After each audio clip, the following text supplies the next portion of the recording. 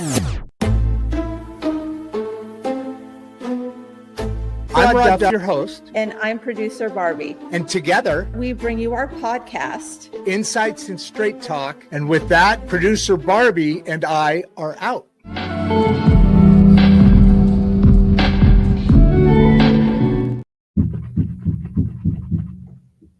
Okay, you see what I just did here? I just threw this on right before. Lauren can vouch for that. Because as you guys know, I'm kind of screwing around with things a bit.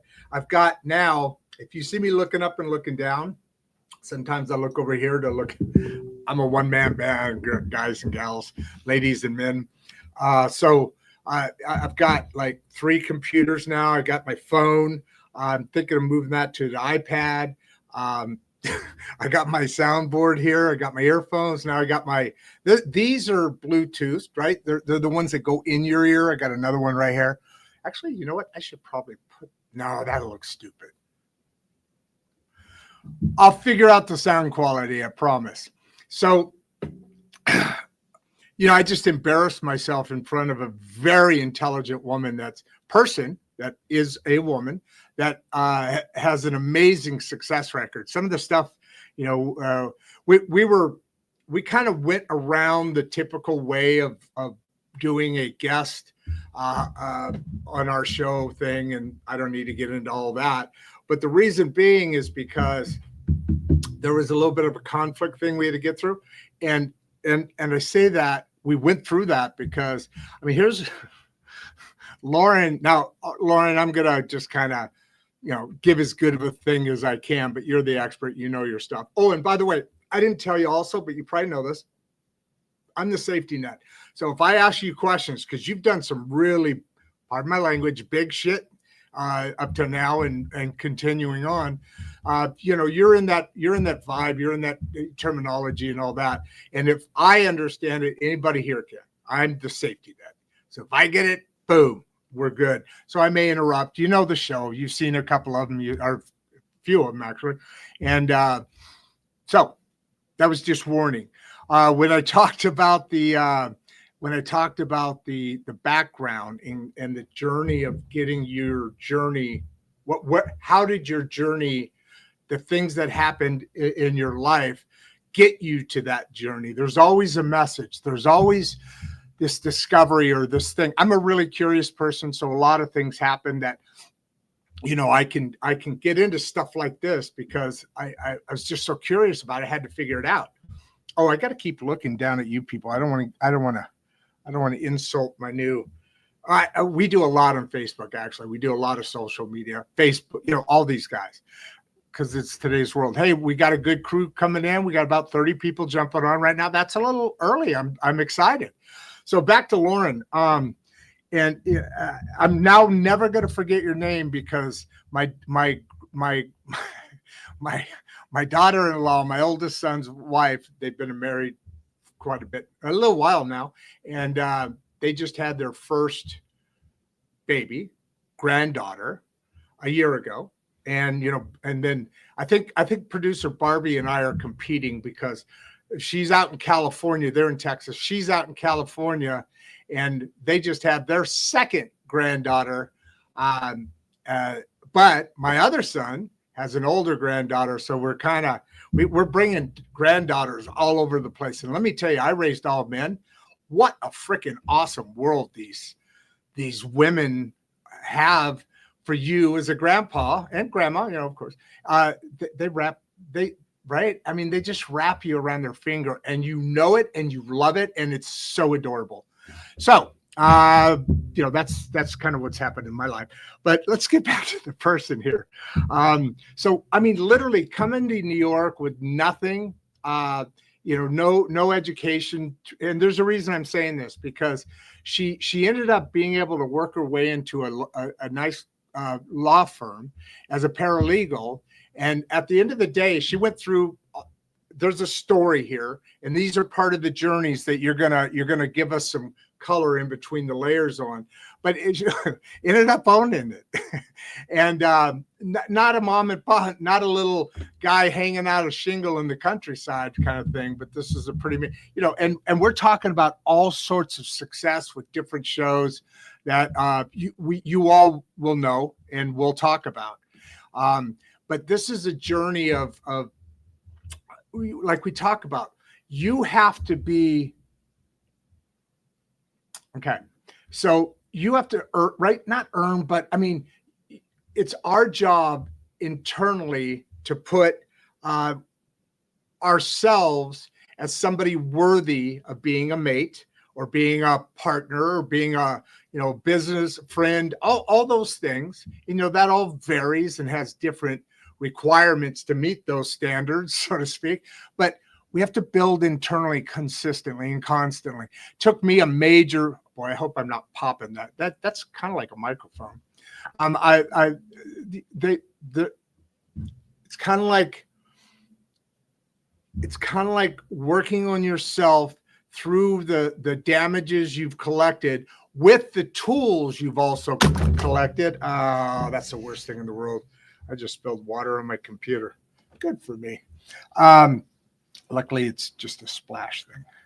What was I saying? And the tools you collected. We had that conversation with a tech guy.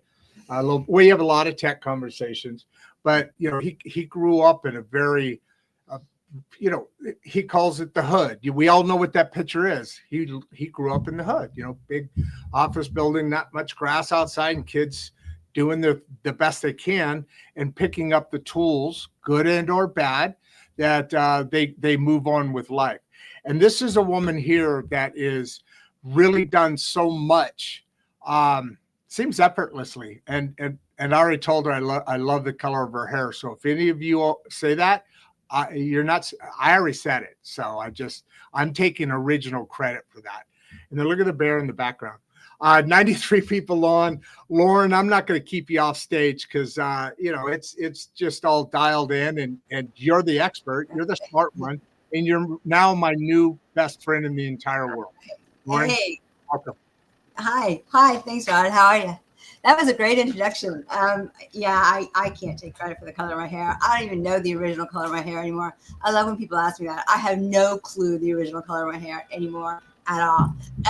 But just kind of floats, right? Just kind of floats. No idea. From day to day, it's different, and I love it. But what you said is right. I think especially at this time in my life, it's you're a mixture of all of your baggage. I mean, we all have baggage at this point in our lives. I mean, it's just absolutely true.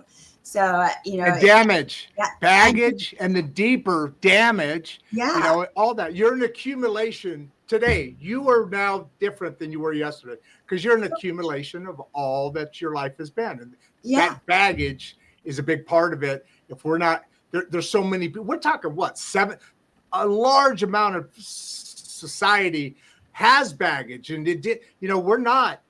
It's not like, there's a couple of people. Poor guys, let's take care of it. It's like society, man. It's the truth. I mean, even aside, and I know this is totally off point, but even aside, I think about even aside on like those people who go on those dating apps and they all say, I want somebody with no baggage.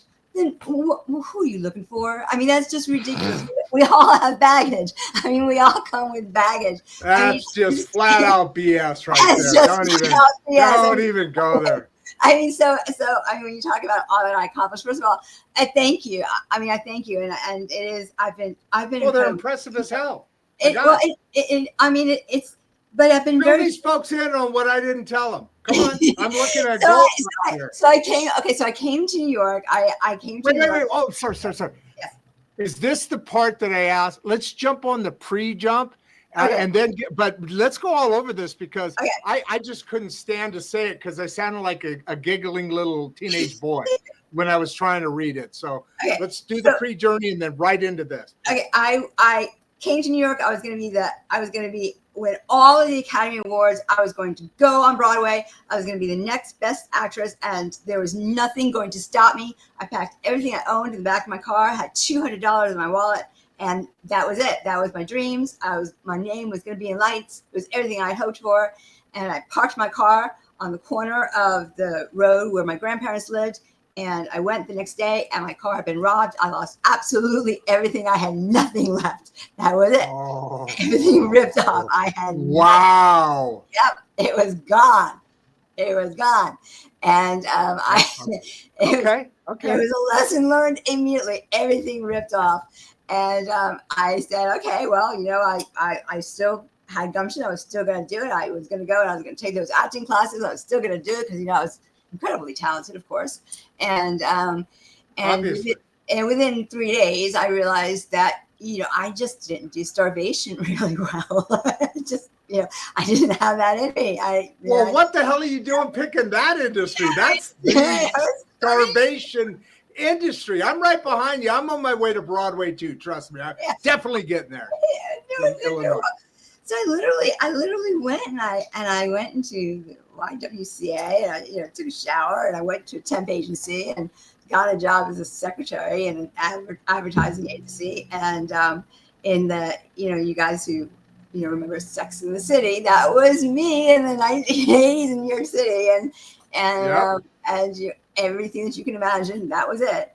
And I worked my way up. I did it, met my first husband in the clubs in the city and did that whole thing. And I ended up eventually working in a law firm with some lawyers who were incredibly supportive and believed in me. And they decided to put me through paralegal school. And I was ballsy, I guess. Oh, they actually put you through. I didn't pick up on that. Yeah. No kidding. Yeah. Well, I was a secretary. I was a secretary. I was doing nothing. And actually, in the office, they were doing like sweepstakes law, and in the office there was a woman who was working part-time, and she was doing some like trademark work. And I was jealous because first of all, she was an actress. And second of all, because she was doing something interesting. I wasn't doing anything that interesting. And so anyway, so they decided to put me through paralegal school. So I go into the paralegal program. And I asked the dean of this program, I had no right to ask this whatsoever. But I asked the program, the head, the dean, I said, well, why don't you have any courses in copyright law or trademark law? And he looked at me and I don't even know I was yet 20 years old. And he said, well, do you want to teach it? And I said, sure, of course, why not? And I was like, sure, of course, why not? And so I did. I did. And so I was all of a sudden putting together, teaching a college course in copyright law.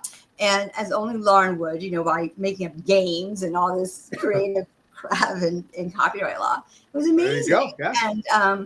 And so I eventually then ended up answering a blind ad in the New York Times and found myself working with the intellectual property and doing the trademarks of the World Wrestling Federation of all the wrestlers. I saw that. That was cool. Yeah.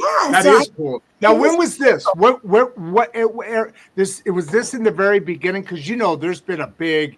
Yeah, it was when it was in those times. it was yeah. So it was at the beginning. It was crazy.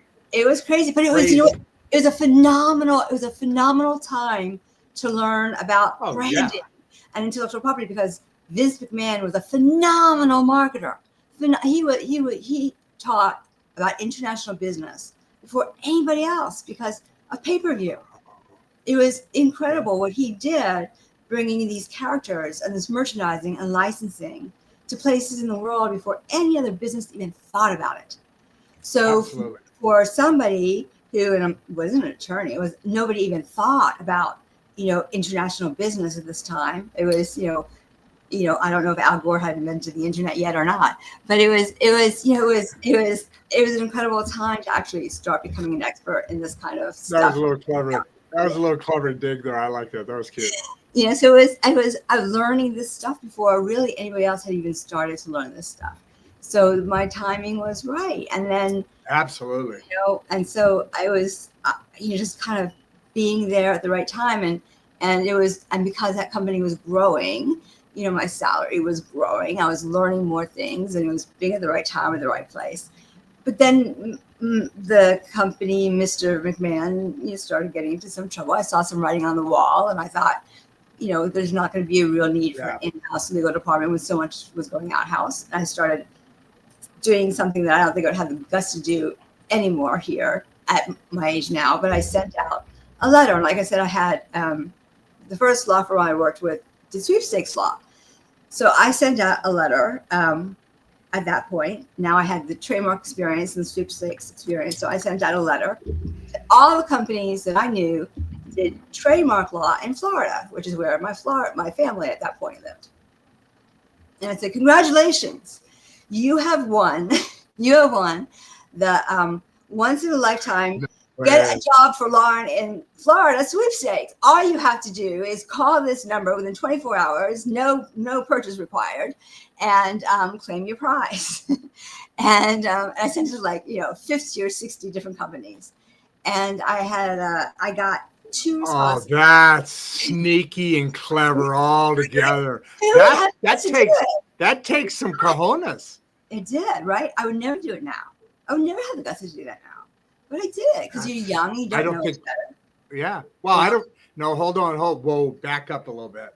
Not just being young. Yeah, you don't have anything to lose. I get it. But, you know, young people wouldn't have the nerve to, even the foresight to do that. That's just part of that background. Oh, shoot. What's that? You have to, right. You just have to have the time to put into it, and the work to put into it, and the intelligence to know what to do. I mean, I knew to target the companies that I wanted to target and where I wanted to go. And you had to put the forethought into it. I mean, you have to remember, again, it was a different time. So, you know, now people have a lot more tools to target their job hunting than I did. So, you know, you have the internet now. We had the internet, I think, but it wasn't as resourceful as you have now. So you had to be a little more creative. You know, and marketing, it was all about marketing yourself. So that's one of the things I had to do. So at the time I got 2 responses, and one was from an attorney in Orlando and the other was from an attorney in Miami. And I interviewed with both, and I was a hard sell because at that point I wasn't an attorney, but honestly, I knew as much as most attorneys. So what's a law firm going to do with me? I didn't get a job. So I ended up going to a law firm in Manhattan and doing some more in the field of entertainment law. And I ended up doing some record deals and doing some more copyright law. I'm working with a very esteemed copyright attorney in entertainment. That's cool. You know, you're in that industry you want to be in. Right. You know, the different shades of an industry all come together to make an industry. Exactly, and I learned more. Yeah, and I got to work with like Barney the Purple Dinosaur and some. I got to do it, and that was even more. So I got to work with enforcing those intellectual property rights and doing like weird things. Like I would go with. I went to an amusement park, a big play, one of those amusement park ride playland up here years ago, and we were trying to catch counterfeiters. So all we had to do was take pictures, you know, when they give you those plush toys. Oh, okay. When you play the games on the carnival games. So all we would have to do is like take pictures of when we won a game and take pictures of the people who were giving out the plush dolls. They're all fake, right? Problem was we couldn't win a game to save our lives, and I was there with the man who would eventually become my hysband at that time. Couldn't win a game could not win a single game all day long, and of course it was on the company payroll. It was hysterical. Could not win a game. I mean, it was just so we had stories like that. I mean, even when I was at the World Wrestling Federation, when I had just gotten there, we were sent to a rivals event to try and catch some of the wrestlers who were basically breaking their contracts by playing with some of these rival events. And so the only now this is let me just ask a question. So this is at a time when you're doing these things. This is at a time that you're going against what? Sorry, you're trying to catch people counterfeiting. So when you're protecting brands, you want your Protecting brands. That's what I was trying to call. Sorry, go ahead. Yeah, so that's protecting brands. It's a big deal. It is a big deal, and it was a big deal back then. And it's a bigger deal in some ways now, especially as worldwide. Worldwide, and you have to remember, even when I started this, people didn't think about protecting their trademarks, outside the United States. We had to convince them to protect them, in Canada or Mexico. 100%. And now, I mean, you are protecting everywhere in the whole wide world. You hear about China, you hear about all these countries all the time. So it's grown, especially with the growth of the internet and the growth of e-commerce. And so, and like I said, at the World Wrestling Federation, when we went international through pay-per-view, and now with Amazon and all these people doing e-commerce, it's huge. So yes, such big numbers, and like you said, the technology, and now AI is coming, so it's even going to get right. Yeah. Well, AI has caused its own controversy because it's being trained through the copyrighted material, and that's become its own kind of controversy, which I'm still trying to music. Oh my God, music. The whole world's changing. Like, the whole world is rapid fire. Constantly changing. But yeah, so then eventually what happened was I ended up being, after I was at this law firm in Manhattan, 2 years after I sent that letter, 2.5 years after I sent the letter, I'd had a baby. I had bought a condo. I had settled into life. I'd gone back to work after having the baby. I get a call from that attorney down in Miami that I'd interviewed with and not gotten a job, wanting to know if I wanted then to go down to Miami and basically handle her practice while she was on counsel of a law firm down there in the IP area. And it was one of those roads not taken, and I ended up going down there and as a senior paralegal, and within 8 years was a vice president of a law firm and manager of the IP practice, and it was a remarkable journey, and a lot of that was because of the people who supported me there and really gave me wings to fly, and they let me soar as high as I could, and they let me learn how much I could accomplish, and it was an incredible journey for me, and I was there for 14 years before I started my own consulting firm, which I've been doing ever since, and that's and there's been ups and downs to that. I mean, I left the law firm because I'm not an attorney. I never wanted to be an attorney, and and after you kind of become vice president of a law firm without a law degree, you're like, I never signed up for this. I never wanted. This is so I literally closed up my laptop one day and said, okay, I'm done. This is out, and so I started my own consulting firm to be more hands-on and to be closer to companies and to be more mushy and all that sort of stuff that I naturally am. But then I hit rock bottom, and I had to go right back up again. And then and then COVID hit rock bottom again. I had to go back up again.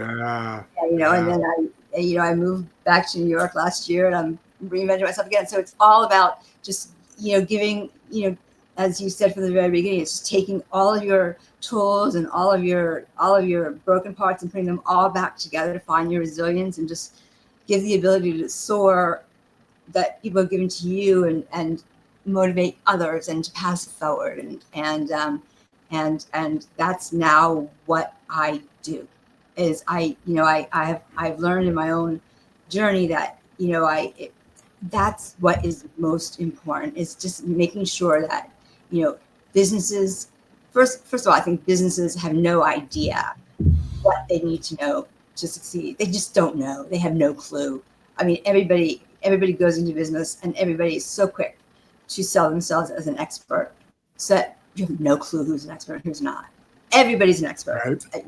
No, they're not. No, they're not. And you just, you go to your basement in the middle of the night, and you're all excited about this idea you have. You have this brilliant idea, and so you go, and you're in your pajamas, you have popcorn in your lap, and you go, and you're on the internet, you're opening up your business. It's so easy to start your business, right? You come up with a domain name, you go to the Secretary of State, you got a business. Congratulations. Well, you know what? You are immediately an international business. You are competing with multinational corporations, whether you know it or not. You are an international business. The only difference is they know all the rules and you don't. And so, if you don't even realize what you don't realize you don't know. And so, that's scary. And they're aggressive and they're litigious and they're competitive. And so I just really believe in just supporting other small businesses. You talk about the middle class. That's where their family. No. Exactly. Yeah. The tools that they have now give you that ability, and that's what you're talking about. We're here exchanging that information because what you just said is so true. They also have so many more resources. They've been doing it, like you said. They know the rules, the ops, all that. Go ahead, sir. No, you're absolutely right. Exactly what you just said. They all know exactly what they need to do, and they also have no problem going to a lawyer every single second they need their shoes tied. They have no problem doing that. They have no problem. Resources. Right, $3,000 to have a letter written, and I work with wonderful attorneys all throughout the world, and God, if you need an attorney, please go to an attorney. Absolutely. But there are some. But if you know how to do it yourself, and you can do it yourself, let's teach you how to do it yourself. If you have $500 to spend, learn how to best spend that $500. And I think that's what the middle class needs to know, because you can make a fortune. You can be successful. You can build your castle in the sky. That's what it's about. It's about supporting each other, and that's what I believe in, and that's what I'm all about at this point in my life. I love that saying and I've used it. The buildings, castles in the sky is. I mean, that's what it's all about, and it's so refreshing to hear this.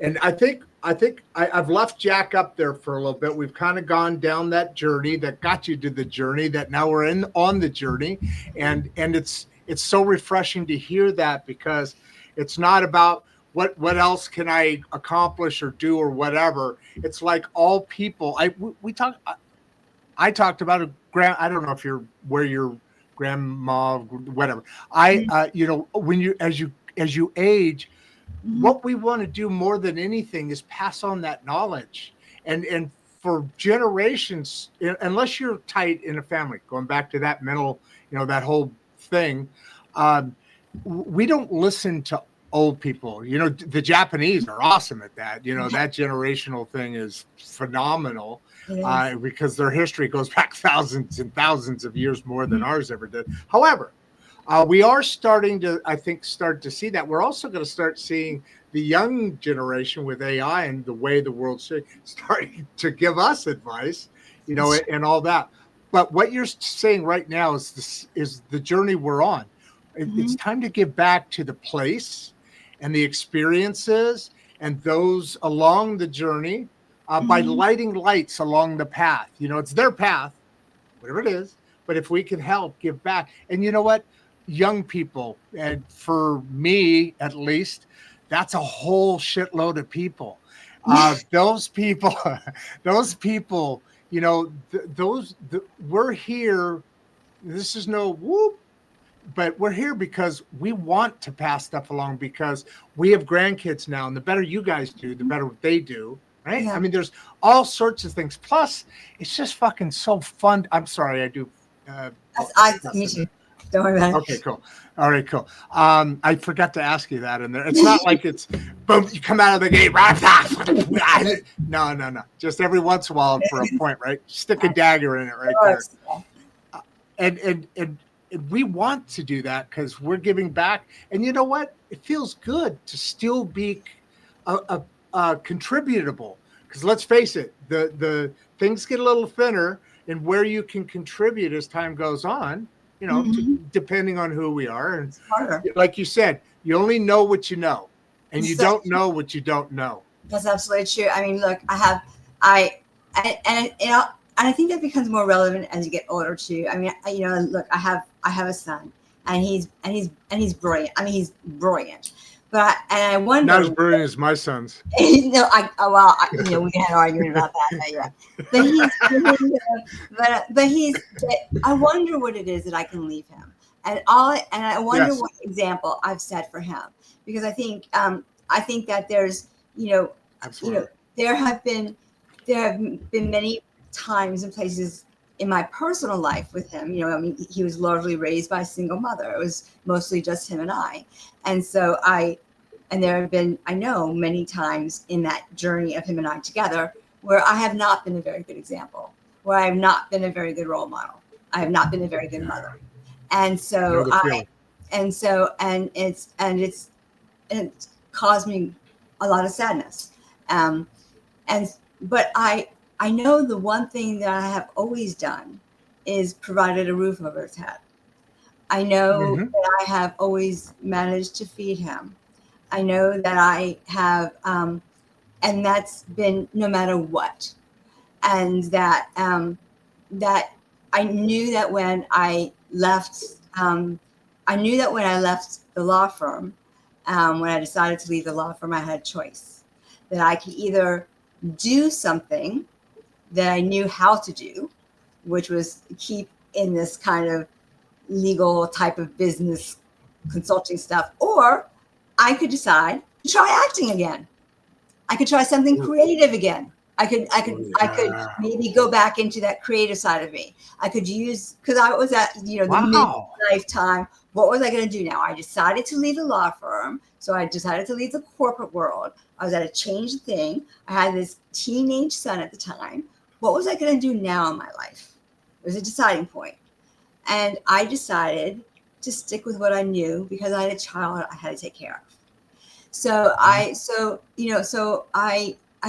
think that, and now that he is an adult and he's successful career-wise, he's got his MBA, he's got a lot of things I never managed to get, and he's he's the best thing I've ever done, and he is and so I know that. Hey, can I just continue on? But you said you've watched this show a number of times, and what you're talking about, it almost. Do you know? Were you at my house all along watching my life? I mean, that sounds. I mean, I went from a machinery bit, right, and now I want to go back to the creative side where I originally. It's bizarre how the human brain can still handle and continue and struggle through to really, if we're, in my case, dumb enough not to get back there soon enough, we survive till we do. Yeah. That was an awesome story you were just saying. Yeah. Go on. No, I mean, but you do. I mean, ultimately, when you reach this part, or at least for me, when I reach this part of my life, where now he's done, that part is done, and really rising through the ranks. I've had the corner office, I've raised my kid, and so now what, so you're at another kind of point in your life where you're kind of deciding now what, you're not dead yet. So you're still trying. It's another decision point in your life, and you're an empty nester is all you are right there. Yeah, empty nester, right? And it's kind of strange, but you still have to feed yourself. You don't have enough. I'm still economically at a point where I have to make a living or else I'm going to be picking out the color of the box under the bridge I'm going to be living in a few years, and so when you live in the United States, you still have to find a way to make a living. So when I moved to New York, I needed a way, and I ended up making a decision with my consulting firm that caused me to have some economic decisions I needed to make. I then had to make another career decision. That career decision had me enrolling in a certification course for mediation, which I had no earthly clue what that was, except that I knew that it was going to put some letters at the end of my name or some credentials that I never had before. And so I enrolled in this mediation course, and I had no earthly clue how difficult it was going to be. I had no idea how it was going to be something it was just so completely, it blew my mind because it was something I had no idea what I was something so new, and so I had no idea what I was going to do. And as soon as I did it, I was like, "Oh my God!" I It feel never you, man. occurred to I me feel that you. it never occurred to me that I might not pass. And as soon as I got into it, I was like, "Oh my God, I might not pass this." And it was a real challenge for me. And I did pass, and it was the first time in my adult life that I actually had some accreditation that I could actually put behind my name, and it was something that I had actually accomplished educationally that I never had time to do in my adult life before. So it kind of felt good. But then here's the Yeah. thing: I am too old, honestly, and I didn't have the time to really make much use of it. I'm not going to be interning for anybody. I'm not going to be shadowing. I had to make money. I had to feed myself. I don't have that luxury. But it gave me peace of mind, and it also accomplished for me. It turned a dead resume into a somewhat live resume. So it again inspired me. It got me off of my ass a little bit, and it got my mind burning again, which I think is very important for people, no matter your age, no matter where you are in your career, to keep learning new things, to keep developing that resume, to keep developing the skills. And it got me out there networking again, and it got me out there selling new skills and selling more services so that I could reinvent my business again.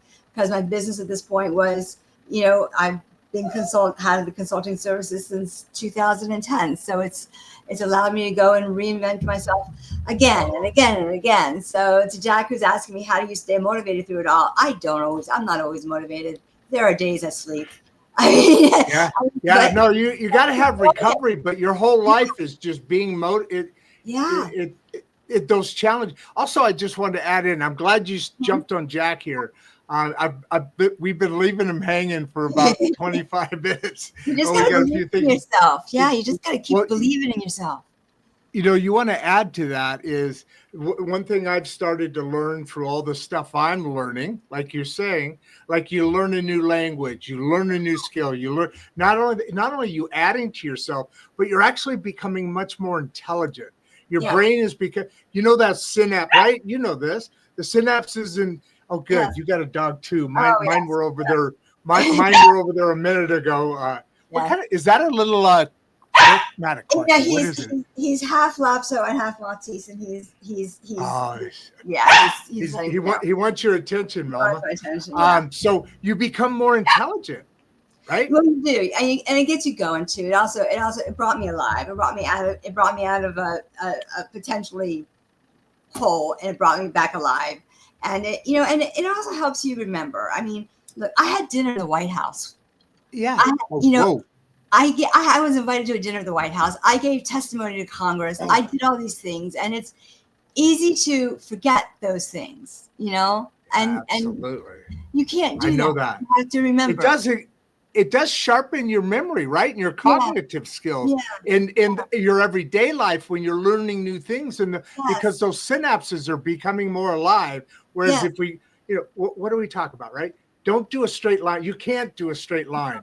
Because if you are, you're not growing. First of all, you're not failing. You're not doing all the things that a real life goes through.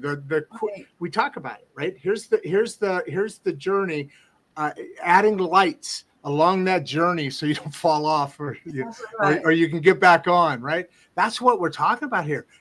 My memory. I mean, I have had a stroke. I had a motorcycle accident, broke every bone in this side of my body. I had a mental breakdown. I had all that things that, I'm going this way, right? I'm getting more scared. There's a little bit of, that in my family's history. So as you're going along, you hear the commercials all the time. You're sneaking into, but you know what? Since I've started doing this, like you said, started writing and then started doing this, my memory's got so much. I don't do a skit. It's such a joy to be growing old now, because I talk about not quantity but quality.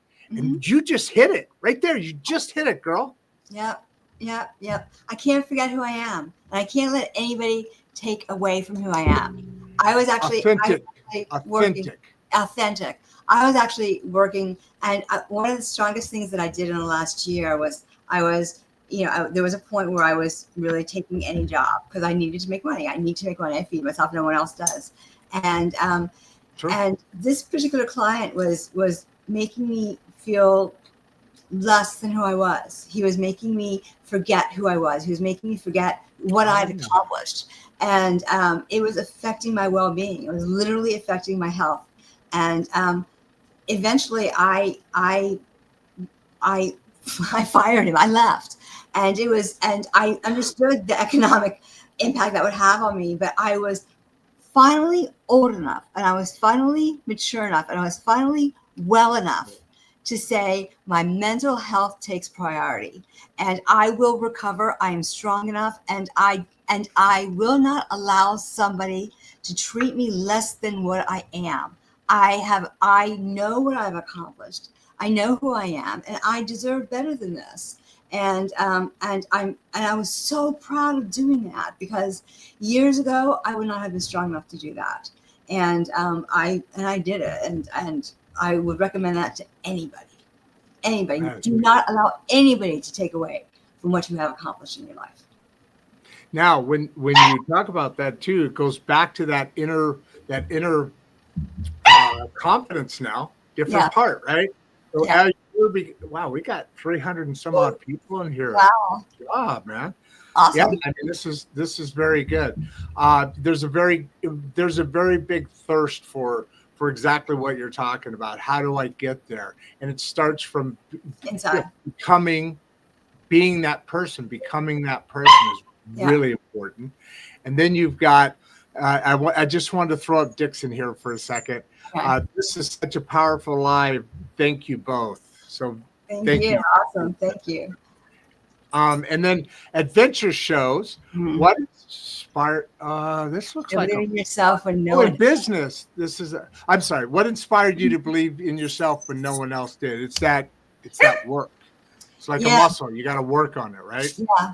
Well, you also have no choice. I mean, there's really no choice. I mean, look, I really will stay away from politics as much as it's difficult for me sometimes, but hey, America, lean into it. If you need to, no, seriously. You should know this show kind of started there, and we don't want to get off your message or anything, but when they have to lean into I'll lean each other, to it a little bit. That's the biggest part, because we need all of this because of what's happening out there, whatever side of the fence you're on. The United States is the society that we live in forces us to be selfish, and it forces us to be greedy, and nobody else is going to take care of us. And so we have no choice but to believe in ourselves, because we have to eat, and I've always had, it's a matter of pride. And even in the midst of COVID, I was before COVID hit, I was the advisor of a national trade association. I was a lobbyist. I was lobbying in Washington, D.C. I had given testimony before U.S. Congress. I had dinner at the White House. I was flying high, and I was feeling good about myself. It was good. And COVID hit, and people are laying people off in their businesses, and consultants are the first to go. When I say I lost everything, I'm telling you, I had like $30 in the bank, and I had a resume that was, old. It was old because I've been doing the same thing for so long. There was nothing for me to sell, and everyone was promoting, the government was promoting all these programs. You could apply for this, you could apply for this, and you could get, food stamps. And I had people who were doing all sorts of, I'm going to use the word unsavory things to get food and to get, assistance and all this. And I didn't know what to do. And I at that point, one of the things that I did was I went and I got, I took a course online so I could get certification in project management, because I thought that would help reinvigorate my resume a little bit. But I wasn't going to starve, and I couldn't give up my pride. I had too much pride. I wasn't going to do it. So this is an economy. The United States is an economy which forces us to be selfish. We have to fend for ourselves. There's no public there's no public help here. There's no, I still don't have health insurance. I can't afford it. There's, it's just the world we live in, and it's unfortunate. And I, there's lots of things about the society that I just don't think it's fair. And you either make, too much money, you don't make enough money, and we don't help each other. We don't teach our children to help each other. It's not the way this country works, and it's a shame. But we have to believe in ourselves, and we have to learn to help each other. And it's one of the things that I do in my business right now. And it's I don't know if it comes with age, or I don't know if it comes with maturity, or it just comes from what I do. But I really would not have been able to accomplish what I've accomplished without people believing in me. And right now, I want to pass that forward. It's about motivating others to succeed. I see that Kathy's question is up right now. How did you turn rejection into motivation? There's no choice. I have to eat. I have to have a roof over my head. No one else has ever taken care of me. I've never had a man take care of me. One of the things that, just to turn it personal, I always say that if there's one thing in my life that I've never had, that I always wish that I would have had, is someone to truly be in love with, to have that kind of love affair, where someone would really, I hear you. Yeah. I've never, I've been married, I've been in relationships long-term, but I've never had that true love, I've never had someone to really take care of me. I've always had to take care of myself. And so there's no choice. It is rare. And so I've never had a choice but to take care of myself and my son when he was young. So there's never been a choice. I've just never had a choice. It's not a matter of motivation. It's a question of need. I'm not, I don't, I've had people say, well, you can always do food stamps. No, I couldn't. For me, that wasn't an option. And I don't mean to sneer or look down on other people. I understand when you have to, but there was there was just never a choice. There's always, I had no one else ever took care of me. What role did mindset play in building your career? So one of the things, I think I started talking to you where this all started with me, I was going to be an actress. So there's always been a part of my personality that's always been creative. So mindset has been a big part, I think, because of everything that I've actually done has had an edge of creativity to it. So a lot of things that I've been able to pull off, and I think has added a little specialness to what I've been able to accomplish, has been because I've been able to add a little creativity to what I've been able to do. So like, for instance, when I was at the law firm and I started there as just kind of handling the IP practice for this counsel who was taking care of some personal things for a while. There was the law firm specialized in international trade and customs. So in the branding side, it really had to do with importers that were importing branded products. So on the importer side, these would be health and beauty aids. And so I started looking up and keeping track of FDA regulations for health and beauty aids. So I got wind of some regulations that were coming down on some food products. So I decided to do some seminars on some soups that this little boy wanted to bring in from Poland, that his famous aunt had developed in Poland, these soups that he wanted to bring into the United States. And I developed this whole storyline of his famous aunt's soups from Poland that he was bringing in. And I developed it all around these developing regulations from the FDA. And I did these seminars throughout the whole country on his poor aunt's soups from Poland that were coming in. And I developed it all on these regulations on his aunt's soups from Poland. And then as the regulations developed, I did follow-up presentations that his soups got featured on the Oprah show.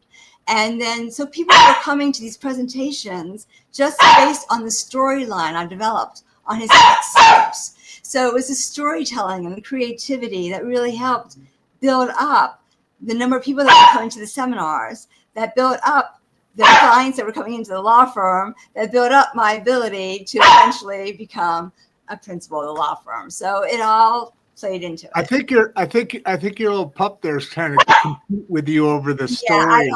Yeah, because he's into the story. He's into the storyline He's too. going wild, man. Yeah. Damn, he's got such a voice. Let's not talk about him anymore. I think I'm firing him up. How do you define success after everything you've achieved so far? And we've kind of gone through that, but I know for me, it kind of resettles you and refocuses your attention. Why don't you go? Okay. So I define success now after everything I've achieved. I think I define success. Frankly, it goes along with, for me now, my biggest thing is I think at this stage in my life, it's important I'm looking for happy. I think at this stage of my life, if you're not looking for happy, then it kind of doesn't make much sense for me anymore. I think that if we're not looking for happy, then what are we looking for? We've already, like I said, I've already taken care of my son. He's good. He's doing great. I've reached a pinnacle in my career that I really have no interest anymore of climbing that corporate ladder. So success for me is really being happy, being content, really not wanting for more anymore. So success for me right now is happiness, is just knowing that I'm content, knowing that I make the people around me fulfilled, knowing that I'm a good person. Exactly. That for me is success. I don't need more than that. So even when I talk about my business and I talk about that in my business, your success is my success, that if I become your business partner, if I help you succeed, if I give you the tools you need to build those castles in the sky, that's my success. That's success for me. I don't need Anita and Dawn, thank you. Those and I can go back several, and Kathy, great conversations. And Lauren, I sent you over in the private chat there. I sent you a little note about that, and I appreciate it. What advice would you give someone that's stuck in self-doubt? I think if you're stuck in self-doubt, that's a tough one right there, because you kind of go around in circles. You gotta go around. Right? I think you need to give yourself permission to be sad. I think you need to give yourself permission to cry. I think you need to give yourself permission to wallow. I think people sometimes they push themselves a lot, and I think everyone is so stuck on oh, come on, get out of it. Don't feel that way. Be happy, and oh, come out with me. You have to get out of the house, and I got that a lot when I first came to New York. How can you be in New York and not go out there and enjoy? And why are you in your house so much? And I'm like, leave me alone. Let me feel what I feel. I'm allowed to feel this way. So if you're stuck in self-doubt, write down your thoughts. Go and write that down, and and be depressed. You're allowed to be depressed. You're allowed to be sad. But you also have to push through it. Because, like I said, you have to understand the realities. And the realities of the world are you have to feed yourself. You have to have a roof over your head. And I think something that someone told me once too is it helps to have somebody that you're accountable to. So even if it's your that's a freaking driver, a major driver there. Yeah. So and even it's the best and the worst of the worlds right now. You're talking about things and that this country was built on the economic. Come, bring your gifts. Take your bold stand and go make yourself in the world. And good luck. Pat on the back. Here's a couple of little things to get you started, but man, let us know how it goes. Let's build this thing together. Yeah. That's a great thing. That's a great image. And that was always something I said, but now the way you're talking are describing some after effects also of that. Let's be real now. Yeah. A little bit of after effect here is what you were talking about as far as the guilt, because the pride. Some of the things that have saved me at some of the worst times is because I didn't have enough pride to just say fuck it and give up. I had to keep pushing against everything I wanted to, and maybe not even a good plan, because it wasn't until I these other things happened that I actually got to a place where I should have been. And like right here, this giving up, what kept you going on? Because you got no background. That's capitalism.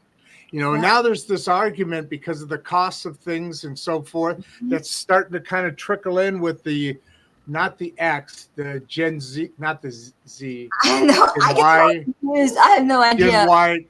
Well, yeah, I've had a few conversations. So Gen Y is now coming in this different world. They're kind of like ushering between, I was a baby boomer and all that, and ushering between X and the new world, because they're living in the moment of change. Yeah. And then on top of that, they've been living in a really terrible, as well as X, but more Z. I mean, whatever, the one right before him. But this is going to be the first generation that is not set up to live better than their parents did.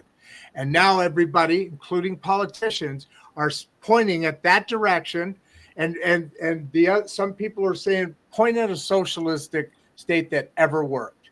And then the other people are saying, well, that's a really good argument, but it's hard to look at it that way when I can't afford to buy a house either.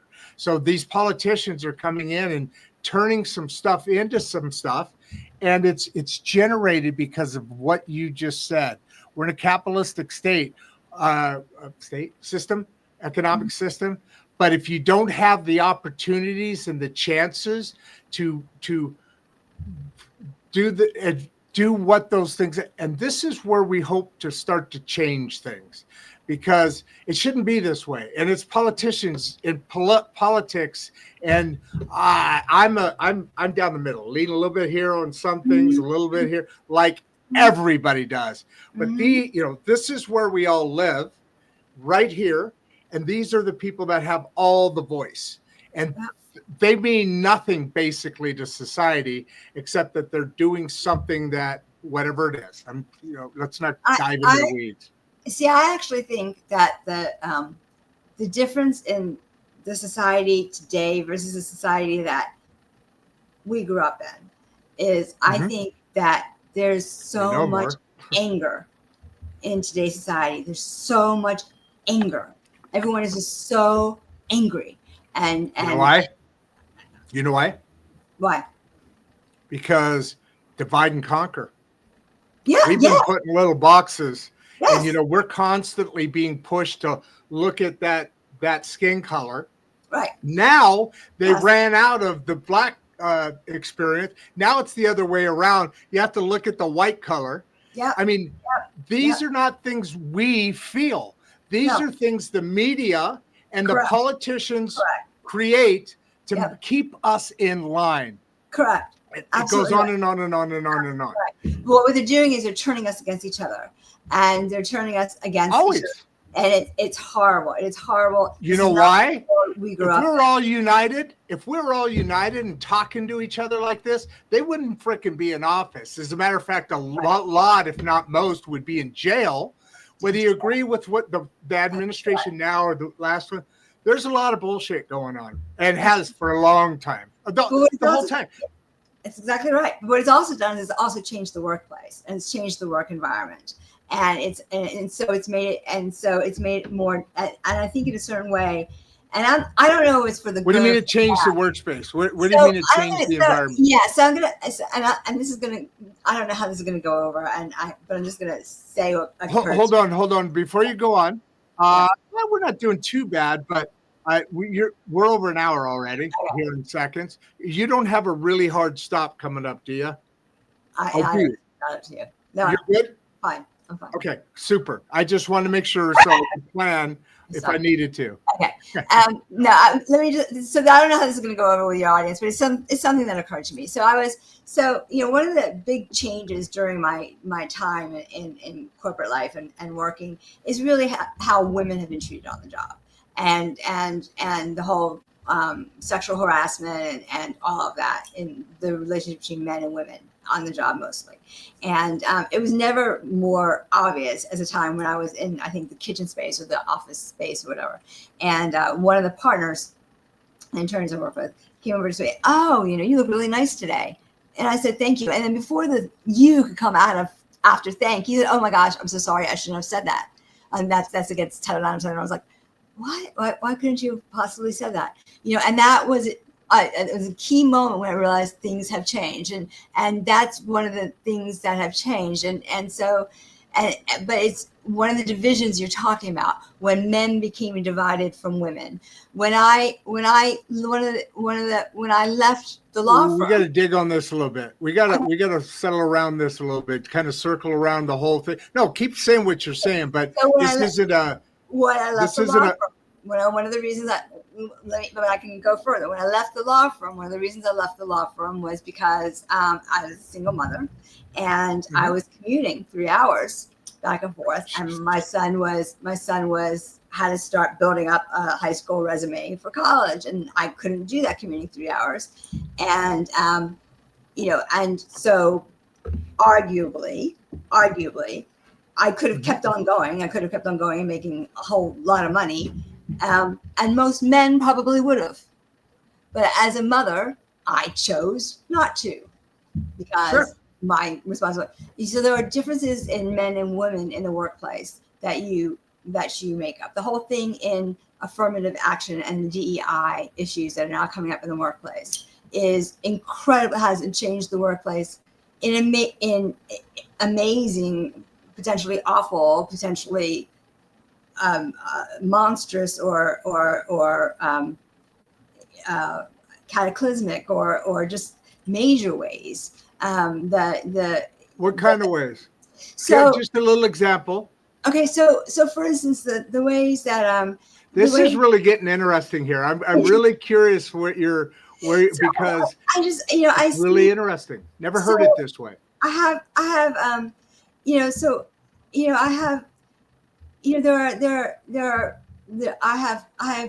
have people who are applying. I know I have friends with children who have applied to medical school who have been frustrated because they have felt that they've been discriminated against in favor of affirmative action. And I have understood the rationale. I have friends who have lately in law firms who have been scared to death, and they have changed almost every single document in all of their files because they have been very, very cognizant of the need to be cognizant of being fair to all ethnicities and all minorities in their writings, and to watch for pronouns and to be very, aware of that. And now they're changing it all back. The way Trump has gone after law firms, the way Trump has gone after all of these programs is scary. And his retribution and the way he's going out is scary to a lot of these businesses. And, a lot of the rights that have been rescinded for women in the workplace, it's a scary time. People don't know what's right and what's wrong. And that's a shame. And I think it's affected the workplace. I think, when you see, even on social media, when you see, what was right to say, 5 years ago. Whoa. Who are you, man? This is, as you know a little bit of, or whatever you know about the show. We talked about knowing this show and you know what you're getting into. But in knowing this show, we talk about a lot of very important and sensitive subjects because we have to. Our producer Barbie was just getting on me the other day because we started it as a political and current events thing to help the middle class, because we're the most forgetting class, period. Except right around election time. Then all of a sudden, we're going to do this and this. And same thing they said last time. I don't care who it is. Right now, there's some shake it up going. So a lot of people are scared. But, man, that was I think it's all connected to the workplace. And I think it's all connected because I think that basically we have politics tied into our economics, and it's tied into our workplace. So I think when they're hard. also intricately linked, it basically affects the workers the most. And I think that's a shame. I think when it affects our and that's kind of society, isn't it? Yeah. I mean, you have your home life, which is quite a bit more protected, maybe not so visual. Then you have everything else, which is in public. Yeah. And that, my God, that changes everything. Yeah. And that's, again, boxes. Oh my God, the way you explain that though, because that was artful as hell. And I got to give you a hats off, because I love dancing through that subject, because I know there's danger zones on both sides. Yeah, and I really, let me just finish that. Yeah. And of people who haven't thought the process all the way through, or only collect. But what you just did there, actually, quite a bit is interesting. It shows an interesting way in that your brain, and you analyze and you think and talk about things, because I don't know anybody who's ever done a better job of saying this whole thing sucks. And it's this side and this side and these things and that, and it's destroying, because it's keeping us separated, because I need to be worried about it being a toxic male or being sexist. And like you said, you hit it right there, man. You hit it right there in the office space, because that's society that you're not protected in. Hopefully at home you're protected. Yeah. That was awesome. So go ahead. I just wanted to finish that. Well done, my God. Thank you. No, I guess the basic point is that I just, I mean, look, I see it even with my child. I mean, my son who's not an adult, the one, we disagree on some social issues, and we loudly disagree with each other on some social issues, and it's because, like I said, there's just anger in the air and the world all around us. But you guys still love each other, right? You're allowed to so eat much the love, Thanksgiving dinner. so much love. So much You're love. way ahead of a lot of people. There are families that actually, isn't that weird? Isn't that bizarre to you? That's bizarre to me. And they can't even have dinners together. But it invades our workplace because our politics have invaded our workplace, and our workplace have invaded our homes because it's a part of our dinner table, because it feeds us. And so we live in a world where it's all intricately linked. And so I think the question was asked about what motivates me, what success is, when I get down, how do I keep up? And it's just, look, I have my down days. There are days when I am in bed and I doubt myself all the time. I went to a networking event the other day. And number one, I was the oldest person there. And number two, I was surrounded by all these young attorneys, and they were all so full of hope, and they already had more degrees than I did. And I felt inadequate. And then at the end of the event, there was one young attorney who actually found herself drifting to me and coming to me for advice on some networking and how she could improve her self-brand. And I realized, wow, I really do still have something to add here. And so it's there's still room for me in this marketplace, and for my and Mac, you just asked how important is personal branding in my journey. I am my personal brand. I believe in myself. I believe in myself. And you believe in me. Yes. And I believe in you, and we found each other, and I punched back at you, and you punched back at me, and I convinced you, and and that's what it's about, and it's and don't give up on yourself. I sugar. Did you hear how I sugarcoated it in the beginning? I did, and you just said it straight out, and I punched back. And I said, no, you beat the shit out of me on that. That was cool. That was good. And I'm a negotiator. Yeah. It's about sticking up for your brand. It's about don't dilute your brand. I told you I had a client that I felt was toxic, and I fired him. I just, you build your brand and you stick by it. And, I know I'm good at what I do. I know that the people who work with me believe in me and they come back to me. I had just the other day, I had an attorney who I worked with 20 years ago refer somebody to me, a friend of hers or a neighbor of hers. I know my stuff, and I know You know that what you know? I know what I know, and I know I can help people. and and I believe in myself. I believe in my brand, and I don't give up on my clients ever. And so I'm going to keep going, and I'm on a constant journey for finding happy. And and Let me dive in here right now. Let me Mhm. dive in real quick. Sorry to interrupt again, although it's probably not the last time. Okay. Deal with it. You're talking about your branding now, and you're talking about the things that you're doing and your journey. We talked a lot about other people are asking questions about how did you do that? How did that happen? One thing I noticed, we haven't spent only on the edges. We got deeper into politics, and what does it look like? What does it look like, what you're talking about with your clients and working with them? What is that day? What does that look like? That's why I want to get your contact information. We got about 3 or 4 more questions, but And yeah. I know that my partner here is loud, and I wish I could do something about that, but this is my office. My office consists of a room. So yeah, Charlie is part of that. He has to say. I work virtually. I work remotely, and so I am 24/7 here for my clients. My phone is glued to my hip. It sleeps with me. I am as I'm talking to you is how I talk to my clients. I'm no more formal at any time. It never gets any more formal than this, which means that if I disagree with you on something, I will be diplomatic about it, but I'm going to tell you.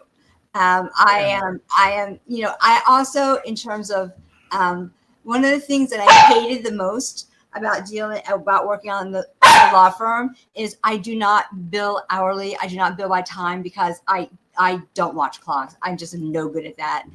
So everything is fee based. We're gonna agree beforehand all the time. So yeah, we're gonna talk beforehand. We're gonna talk about scope of work. If you tell me you have this much to spend, that's how much we're going to spend, and we're going to figure out how to spend it wisely and smartly. And we're going to talk about your project, and we're going to talk about how to accomplish what you need to accomplish smartly and strategically to make sure that you're best equipped to compete and to accomplish what you need to accomplish. Somebody comes to me and somebody came to me the other day and they wanted to distribute this particular product in North America, and they wanted the exclusive rights to distribute it in North America. And I said, great, let's talk tomorrow. And as they're on the phone to me, I'm on my computer, and I said to them, I said, well, you do realize that I can already get this. And they had no idea. So you sound like Shark Tank there. Yes, but that's what they appreciate. I'm not going, Yep. I said, before we do anything, why don't you go back to your person and see really what is already going on with them, do a little more due diligence. I'm here if you need me. And then, and that's how I do business. So I really, my goal is to become your business growth partner is what I call it, and the whole idea of building castles in the sky together, it's the truth. Your success, I want you to succeed. And so, if you want to, I know there's a lot of rules and regulations out there that you don't even know. You may not even know that you have to comply with, that right. I may know that you need to comply with, so that's what I want to help you with. And so it's kind of like that thing we talk about, this is not the same thing, but like in mental health, like we reference going to experts to keep pointing here because you're actually here to me and there.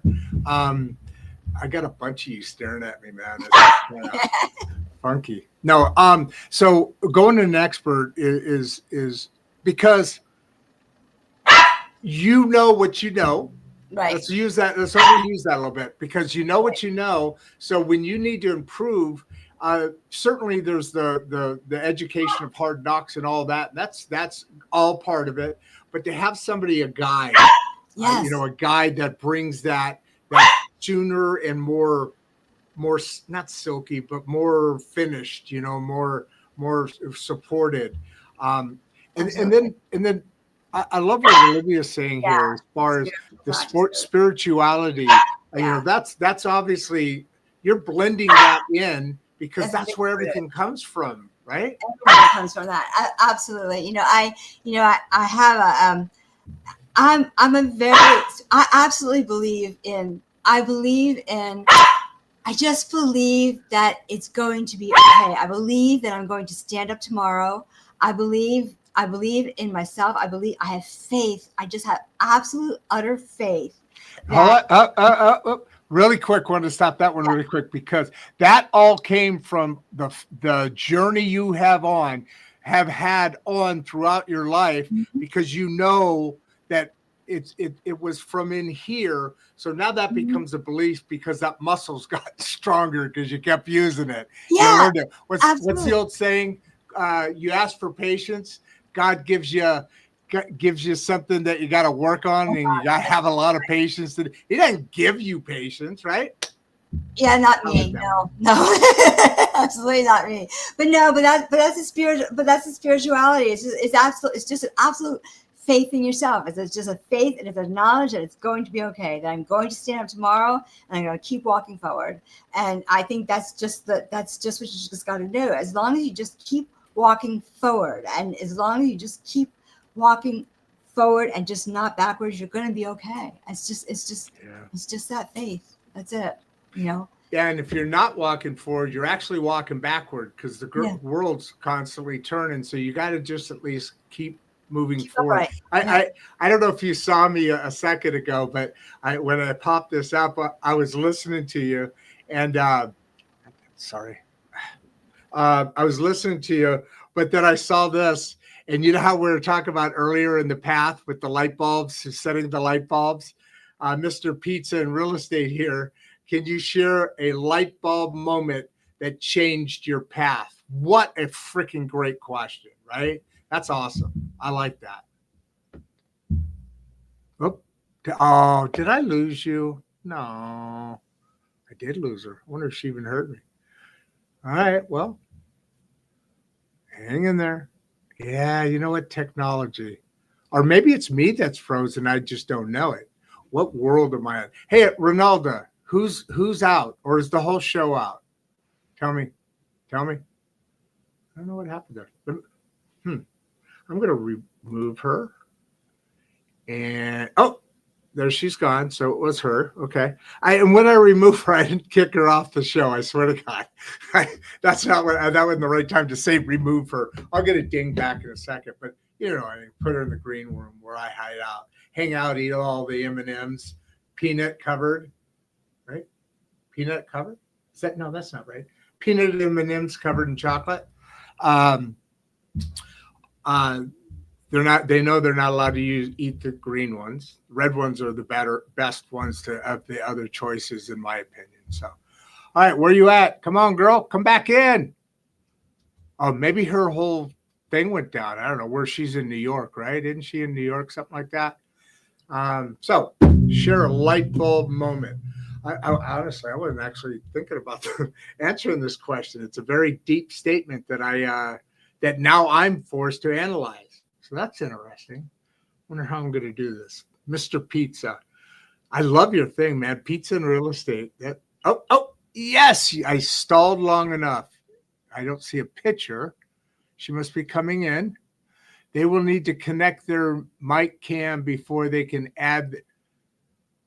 Okay. Get your mic and your cam on. Okay. It looks like, yeah. Oh, there we are. I just all of a sudden went blank. I don't know what happened. It happens. Technology is technology. Technology is technology. Okay. That's fine. I was fortunate enough to be able to stall my ass all the way through.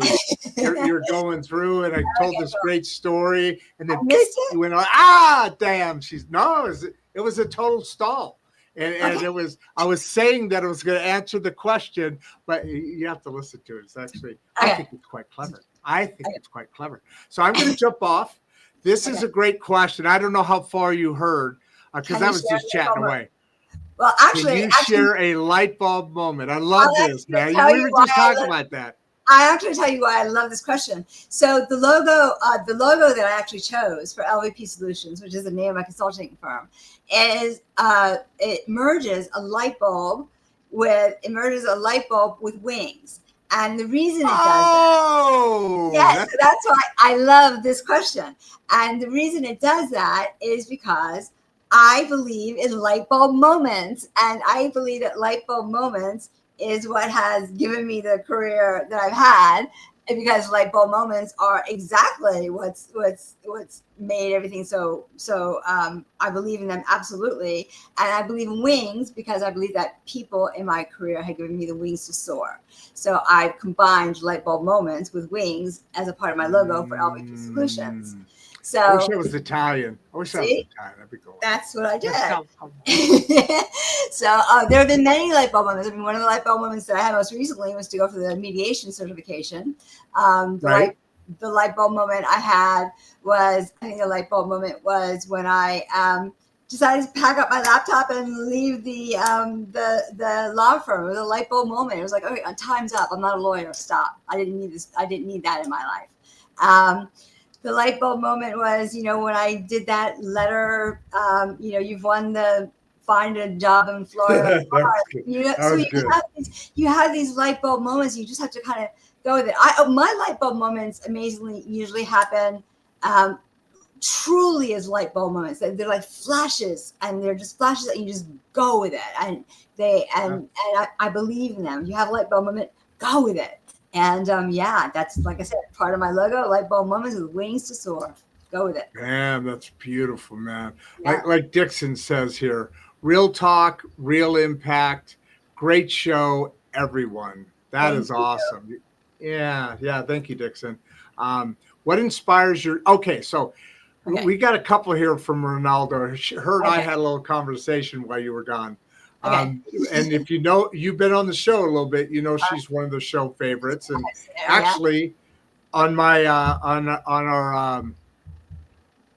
our other live, our TikTok live, she's actually a monitor along with Barbie over there. So we got our producer talent is getting wider here. So I'm getting excited about things. Yeah, that's fun.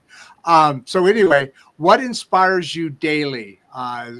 Now, what Ronaldo wants to know here. Okay, you're still here. Okay, yes. Actually, what inspires me daily is. See what I mean? Look at that. That's funny. Go ahead. I think what inspires me daily is, and I know this sounds so kind of mundane, but what inspires me daily really is my son, and it's for this reason. Yes. He's as I said before, he's the best thing I've ever done, but he's also my inspiration. He's incredible. My son was one of those children that was beyond brilliant, and like literally beyond brilliant. And in many ways, I feel like I've said this before. I wasn't the best mother, but like I was also like one of those flower child mothers. Like, I refused to put him in a gifted class because I didn't want him to feel like he was more special than anybody else. Oh my God! But of course, that wasn't the point of the gifted classes. The gifted classes was to. Hey, wait a minute! I just want to get a closer. I want to get when you just said flower child. I'm like, oh! You heard what I said earlier. Something's going on here. You know that song? Yeah. How well do you know that song? Sounds good. Yeah, was that Bob Dylan? No. You don't need to get into it. Just how well do you know the song? You know the song. Yeah. Very good. What a great time to grow up in. Honestly, what a great time to grow up. So I was like, but of course the whole point of gifted classes wasn't to like make them feel like it was to give them the help they needed, because in many ways they were different. They thought differently. So by depriving them of that, I was making it worse instead of better. And so so it took me a while to get that. So I made him go through a lot of things that he didn't need to go through. So, and so he is my motivation these days to keep going, because I really feel like I constantly want to be, I constantly want him to be proud of me. I constantly want to be an example to him. I want to show him that and I know I don't have to. And I know that if he heard this, he would want to shut me up. And I would be, he just would kind of chuckle it off. I mean, he's his own soul, and he really, but I do it. And he has gone beyond me in so many different ways, but supposed to. Yeah, he is supposed to. If you've done your job, they're going to do that. I use my sons as an example. Absolutely true. But yes, I want to be worthy of him constantly. And in many ways, I feel like I failed, but I do. He is my constant reason for doing it every day. He's that light bulb moment along the way. Yeah. So, you see here my little both light bulb and little sticker poker. Ronaldo here. She went through a couple things. Where's she at? And then what did she do? It's my fault. Maybe your water on the computer. It's your fault. It's absolutely your fault. It's always my fault. Always. All right, you got a great fan base here, man. We've had shows as long as a couple and a half hours, and all that, and we've had good participation but you also notice that right as you're getting past an hour in times, and there's at least a dip and quite often a fall off, and I get it. People are going to come back and look, but my God, we're still at the same over 300, and the message the message you're telling. You've got a fan base here growing, and not that another one, I should say. You just don't take them all from me. No, I would love. Let's do it again. Let's do it again. I love this. Absolutely, I did too. Yeah, this is great. Well, and it's great because when you have very intelligent people that are coming and at least interested, curious people. I shouldn't compare that one way or the other. I didn't mean it that way. They're intelligent enough to be curious is what I really meant to say. When that's happening, it creates an energy and a vibe. And all of a sudden, now you and I are both benefiting because they're benefiting. They're not just sitting back and going, oh, yeah, and you're hitting hearts, and which I do all that other stuff too. But this is really a blessed thing because I'm getting all that. So, last comment, give a big wave to everybody. I'm going to throw you back in the green room, hang out, and I'll talk to you in a second. Okay. Thanks, everybody. This has been great. Really enjoyed talking with you. And I hope we get a chance to talk again. Awesome. Yeah. And go build your castles in the sky. All of you. Oh, there it is. Let's do it. All right. That was awesome, man. Oh, hopefully I'll be able to get to sleep, which I think I will be able to. A little pumped up now, of course. It's awesome to be able to have such good messages in the day. Like I said, I'm going to say, proud of what's going on here and what we're building. And I'm really happy. Hit subscribe, like the show, please, on and on and on. We're growing, and let's keep doing that. But at the end of the day, I'm really excited about this so much because it's like, you're getting all this information. Your brain is learning constantly the results physically of that, and also spiritually, as we were talking about, that the people should remember and know where all this comes from. On top of the fact that you're now being able to actually create better conversations and passing better information off in a way that you're becoming more intelligent, and you're creating this is what you're doing. What we're talking about right now is creating color in between the layers, because those synapses are going. Maybe that's where I've always wanted to get that from. love you all, folks, for being here. You know, this is insights and straight talk. I've been playing around. I appreciate you guys being patient with me, jerking around with all the lighting and all that. And now I've got my my live Facebook down there. I figured it out during the show. You saw me kind of, and I apologize about that, Lauren. I was, you know, at a couple times I was kind of doing this. Finally, I take myself off because I'm trying to get that adjusted. I had it look at, anyway, go to the Facebook. See, tell me what you think of it. But, you know, this is both places, Facebook, here, every other place we stream. You know the name of the show. It's Insights and Straight Talk. With myself, I'm your host. I'm Rod Duff. And of course, you all know producer Barbie. She's the power, energy, and a lot of the stuff behind it, because I'm out. Before you leave, if you'd like to watch another one of the podcasts, click the first link in the description. We love having you here and we appreciate all your support. And with that, producer Barbie and I are out.